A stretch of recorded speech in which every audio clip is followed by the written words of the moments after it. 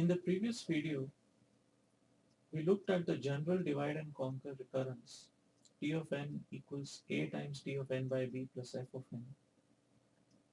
We drew the recursion tree for this recurrence and we derived an expression for t of n,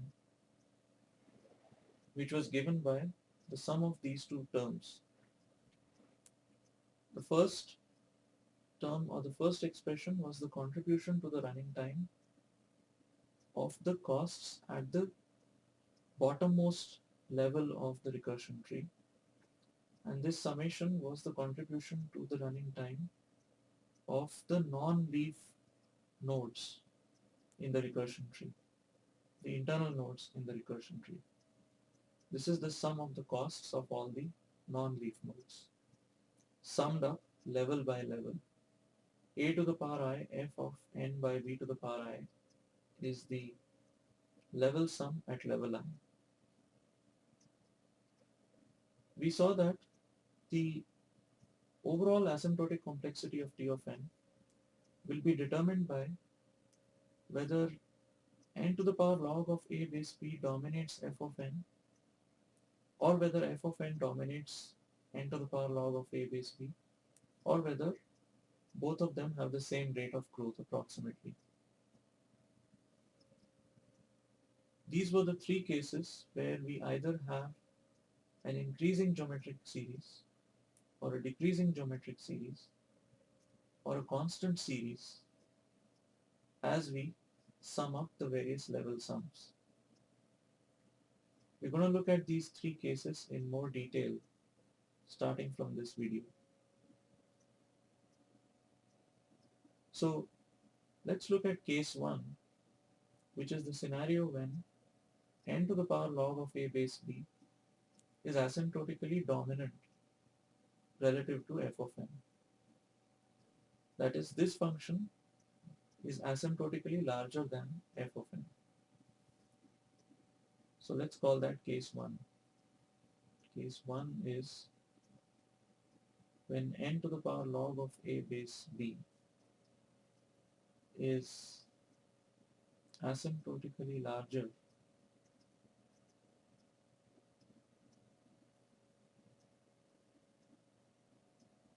than f of n.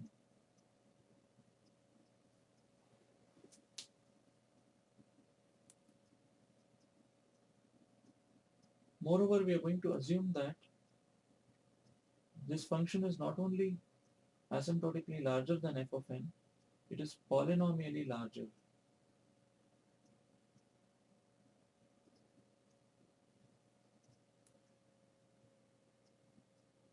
This means that n to the power log of a base b is larger than f of n by a factor of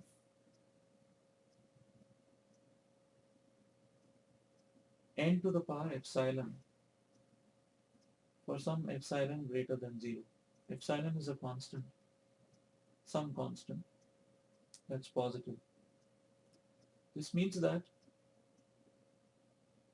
if we take f of n, we need to multiply it with some power of n in order to match the rate of growth of n to the power log of a base b.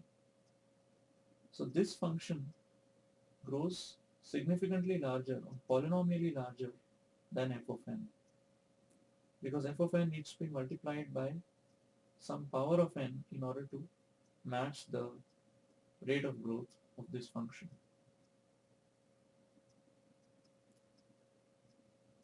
As an example, n cube is polynomially larger than n square.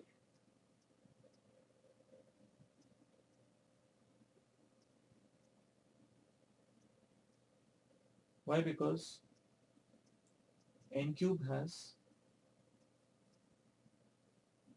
a larger power of n associated with it than n square. So if we take the ratio of n cube and n square, we get n. So we have to multiply n square with some power of n, which is n to the power 1 in this case, to match the rate of growth of n cube. Similarly, n to the power 1.99 is polynomially larger than n to the power 1.93, because when we divide the first function by the second function, we get n to the power 0.06. This means this function needs to be multiplied by some power of n to match the rate of growth of this function. So the ratio of n to the power log of a base b and f of n is an omega of n to the power epsilon. This is what it means to say that this function is polynomially larger than this function.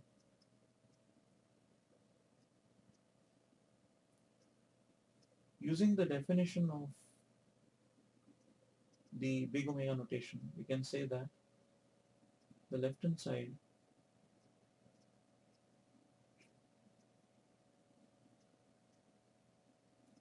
is bounded from below by some constant multiple of n to the power epsilon for large enough n.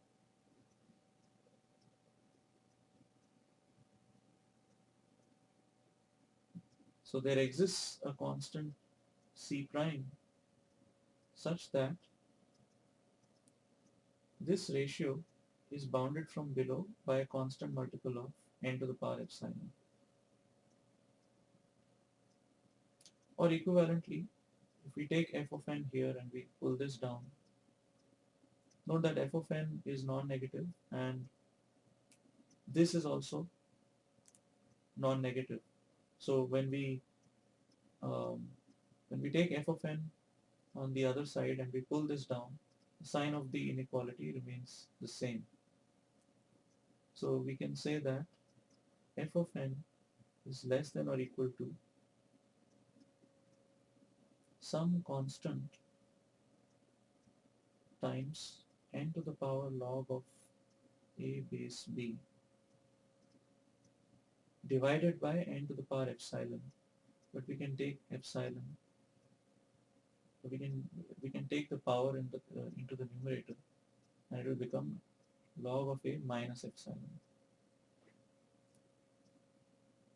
So there exists a constant c prime such that f of n is bounded from above by some constant multiple of n to the power log of a base b minus epsilon. This is just a way of saying that f of n is in big O of n to the power log of a minus epsilon. So when we say that n to the power log of a base b grows polynomially larger than f of n, we mean that in order to get f of n, we have to start with n to the power log of a base b and subtract out some power from it, and then we would land up at a rate that is proportional or equal to the rate of growth of f of n. So we are starting with something larger, n to the power log of a base b, and we're subtracting out a power of n from this. Epsilon must be greater than 0. And then we end up with f of n.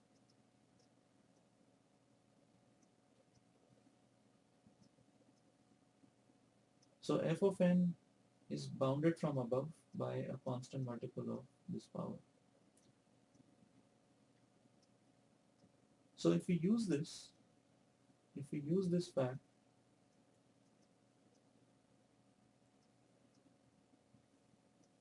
in this expression, we can take f of n by b to the power I and replace it with the corresponding right hand side of this inequality to get something larger. Let me write that in more clear terms here. T of n is n to the power log of a base b times t of 1 plus sigma of I varying from 0 to h minus 1 a to the power I f of n by b to the power I. Now we know that f of n is bounded from above by some constant multiple of n to the power log of a base b minus epsilon. Right? F of n is polynomially smaller than this function, or this function is polynomially larger than f of n.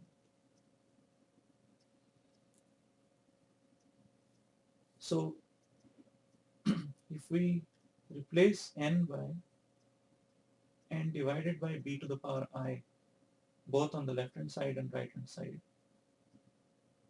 we'll get f of n by b to the power I is less than or equal to c times n by b to the power I, the whole thing raised to the power log of a base b minus epsilon. Basically, we have substituted n by n divided by b to the power I in this inequality, and this is what we get. Now, we want to derive a tight bound for T of n. And the way we're going to do that is we're going to first derive an upper bound on T of n, and we're going to derive a lower bound on T of n. And thereby we will derive a tight bound on T of n. So let's first focus on getting an upper bound on T of n. Our goal is ultimately to say that T of n is theta of some function. We want to compute what that function is. So we're going to first compute an upper bound on T of n. We're going to show that T of n is in big O of something. And then we're going to show that T of n is in big omega of that same thing. And hence, we are going to claim that T of n is in big theta of that same function. So, to get an upper bound on T of n, we are going to replace this f of n by b to the power I by the right hand side of this inequality. Because the right hand side is larger than the left hand side, when we replace the left hand side by the right hand side, we'll be increasing the value of this summation. In other words, we'll be increasing the value of the right hand side of this equation. So if the left hand side was equal to the right hand side earlier, as a result of this substitution, the right hand side will become larger. So we can say that T of n is less than or equal to n to the power log of a base b times T of 1 plus sigma of I equals 0 to h minus 1 a to the power I multiplied by replacing f of n by b to the power I by the right hand side here. We get c times n by b to the power I, the whole thing raised to the power log of a base b minus epsilon.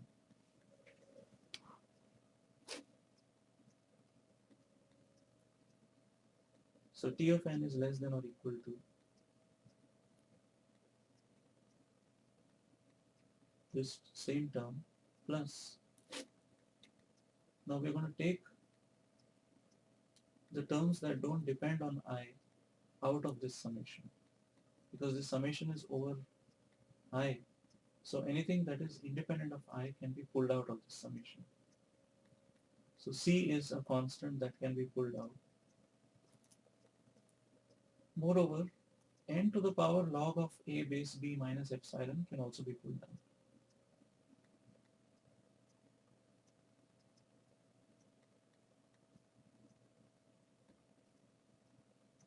And we'll be left with a to the power I in the numerator and b to the power I, the whole thing raised to the power log of a base b minus epsilon in the denominator.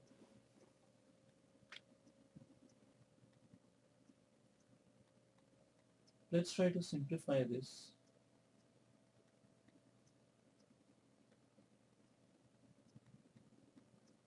This can be written as sigma of I equals 0 to h minus 1 a to the power I divided by b to the power I log of a base b divided by b to the power I epsilon.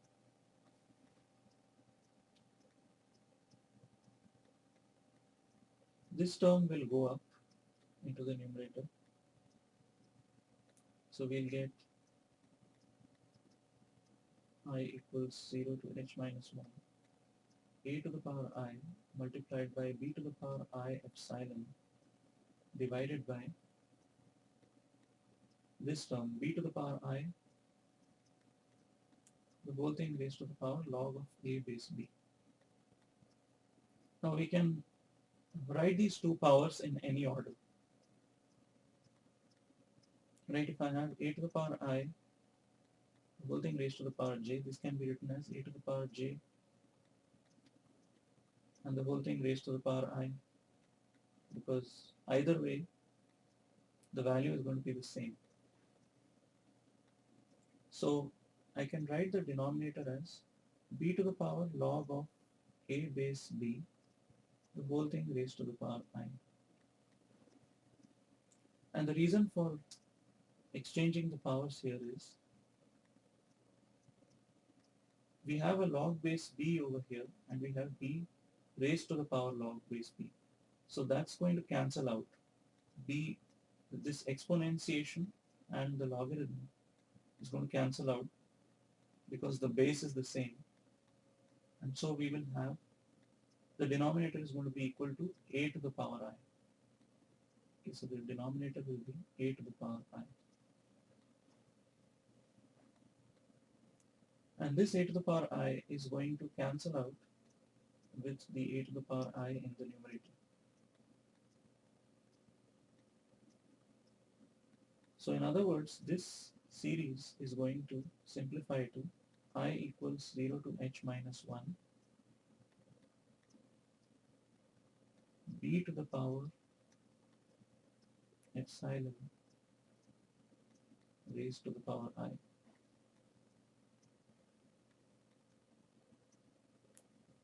And as you can see, this is a geometric series.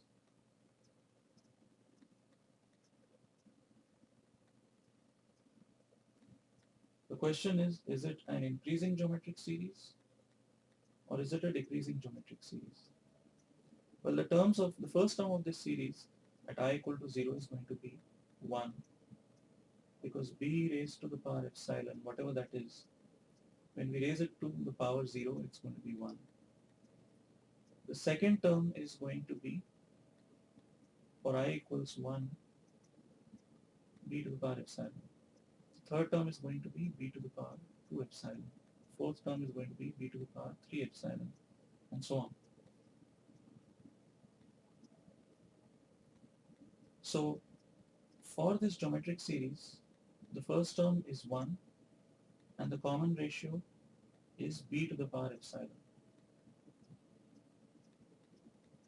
Okay, so the common ratio of this geometric series is b to the power epsilon. Now epsilon is some constant greater than 0. B is a number greater than 1. N by b is the size of the subproblem into which we are dividing the original problem. Now this subproblem needs to be some fraction of n. and for that the value of b needs to be greater than 1. So b is some number greater than 1, epsilon is some positive power, so it's clear that the common ratio here will be greater than 1. If you take a number that's greater than 1 and raise it to any positive power, it's going to be greater than 1. But for example, if let's say b is 100 and epsilon is 0.5, this is going to be the square root of 100, which is 10. So even if epsilon is less than 1, as long as it's positive, when we raise b to that power, the result will be greater than 1.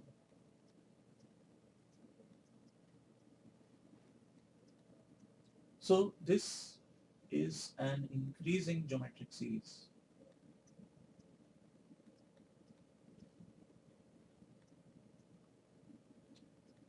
And we know that when we have an increasing geometric series, then the sum of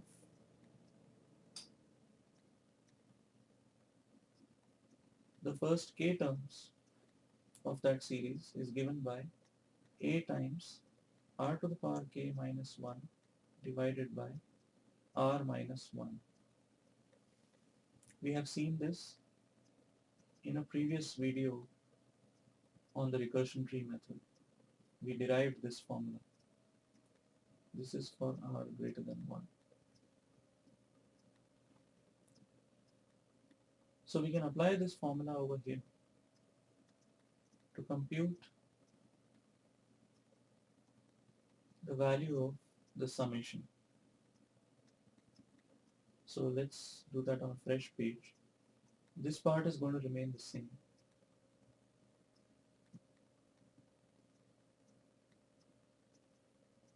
T of n is less than or equal to n to the power log of a base b multiplied by t of 1 plus c times n to the power log of a base b minus epsilon. And now we are going to use this formula to calculate the value of this summation. So the first term a is 1. The common ratio r is b to the power epsilon. The number of terms k is h. There are h terms in this summation. So we're going to have r to the power h minus 1 divided by r minus 1, where r is b to the power epsilon. So this will be r raised to the power h minus 1 divided by r minus 1.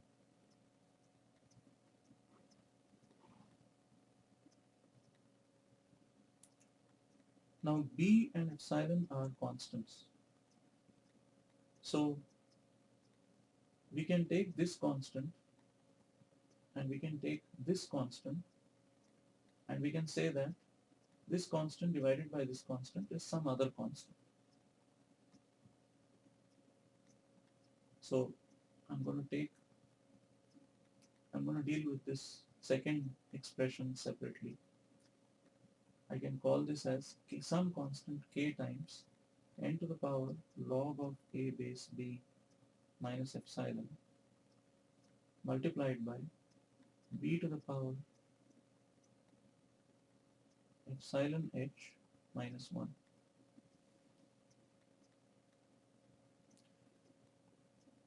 Now b to the power epsilon h is nothing but b to the power h times epsilon, which can be written like this. And the reason for writing it like this is that h is log of n base b, as we derived in the previous video. In other words, b to the power h is equal to n, because n divided by b to the power h was the subproblem size at level h.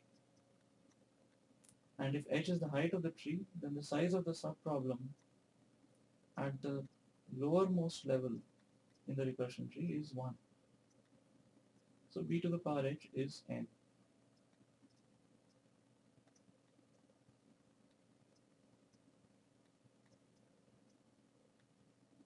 So this expression then becomes k times log of n to the power log of a base b minus epsilon multiplied by n to the power epsilon minus 1.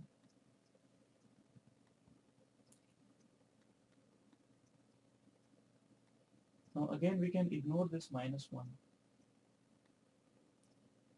and we're going to get something larger. Right? If I just drop the minus 1, the resulting expression will be something larger than this expression. Because here we are subtracting a term and we are not subtracting that term anymore. So T of n is less than or equal to n to the power log of a base b times T of 1 plus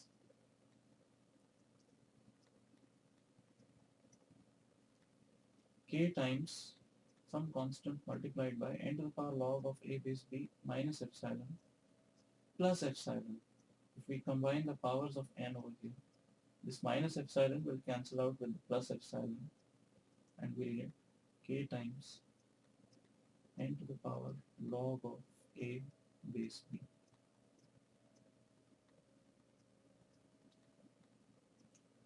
The value of this constant k is c divided by b to the power epsilon minus 1. Doesn't matter, it's some constant. So we can say that T of n is T of 1 plus k, grouping together these two constants, multiplied by n to the power log of a base b. So T of n is bounded from above by this constant multiple of n to the power log of a base b. In other words, T of n, by the definition of big O notation, is in big O of n to the power log of a to the base b. So this is an upper bound on T of n.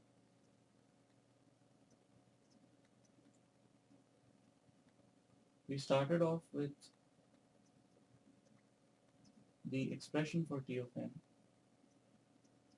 and then we use the fact that f of n is polynomially smaller than n to the power log of a base b. We substituted f of n with n to the power log of a base b with the appropriate arguments, of course, and thereby we obtained something larger. And so the resulting expression was an upper bound on T of n. And the resulting expression simplified to some constant multiple of n to the power log of a base b. So we could say that T of n is bounded from above by a constant multiple of n to the power log of a base b, and we thus obtained an upper bound on T of n.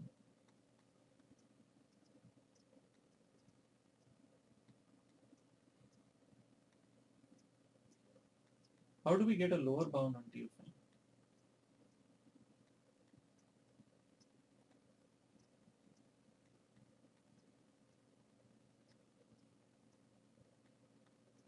Can we say that T of n is also big omega of n to the power log of a base b?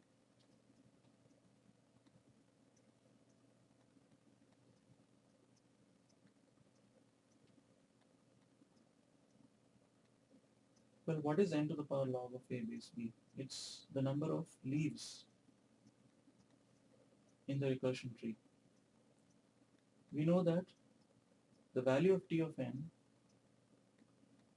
we know that T of n is equal to the number of leaves in the recursion tree multiplied by the cost of each leaf plus the summation of the costs of all the internal nodes. So if T of n is this term plus this other term, T of n must be greater than or equal to just this term by itself. And if we just delete this, if we just ignore this second term, second expression, we'll be reducing the value of the right hand side. So T of n then will be greater than or equal to just this first expression by itself. So we can say that T of n is greater than or equal to T of 1 multiplied by n to the power log of a base b. In other words, T of n is bounded from below by some constant multiple of n to the power log of a base b. T of 1 is a constant. So from this, we can say that T of n is in big omega of n to the power log of a base b. Since T of n is in big O of this function, as well as in big omega of this function, we can claim that T of n is actually in theta of n to the power log of a base b.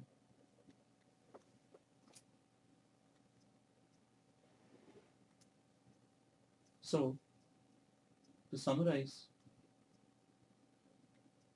if we have this recurrence, this general recurrence, where a is greater than or equal to 1, b is greater than 1, both a and b are constants,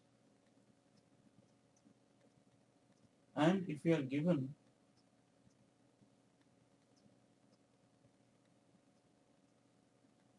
this is the first case, if we are given that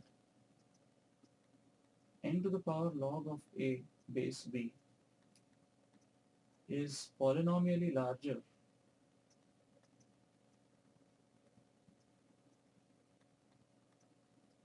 than f of n.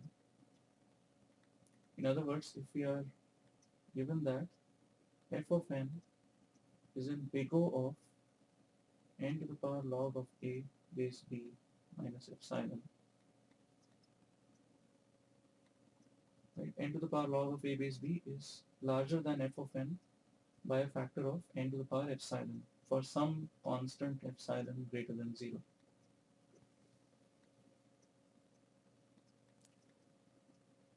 Then the overall asymptotic complexity of T of n is provably theta of n to the power log of a base b.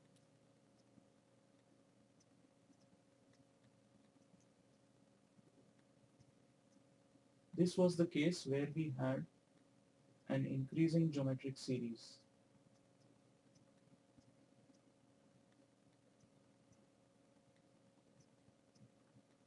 Okay, so the level sums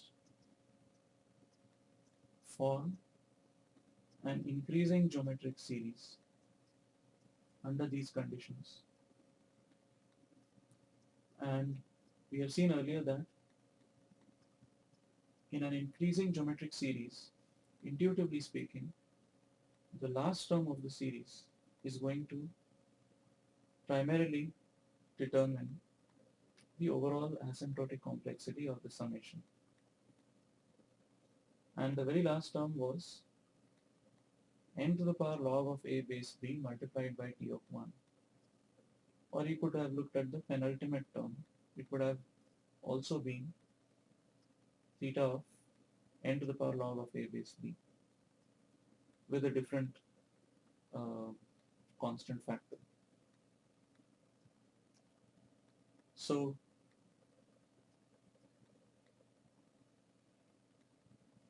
there is a theorem called master theorem,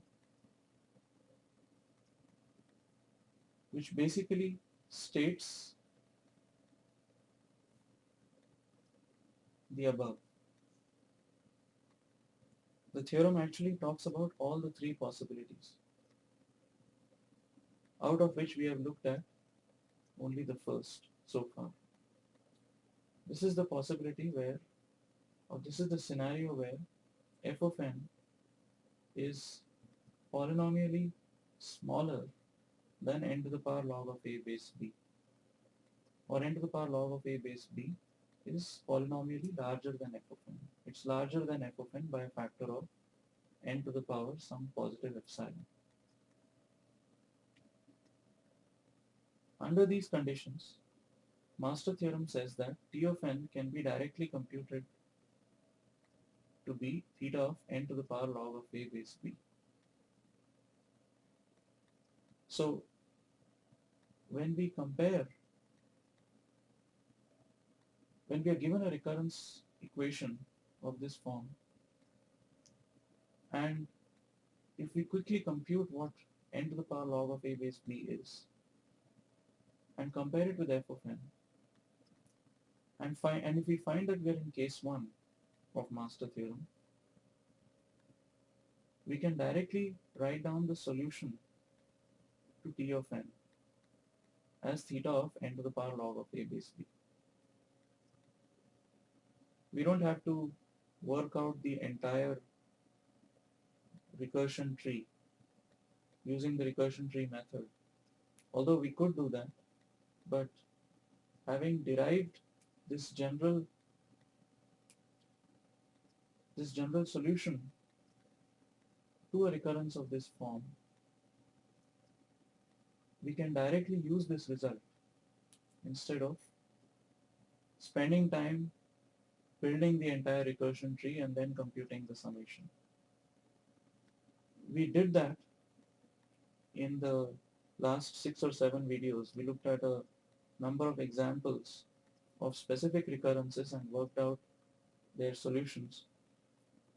But now we are deriving a generic theorem which can help us to directly write down what the solution is and thus potentially improve the speed at which we arrive at the solution. In the next few videos, we're going to look at the other two cases of Master theorem, and we're going to derive general solutions for those other two cases as well.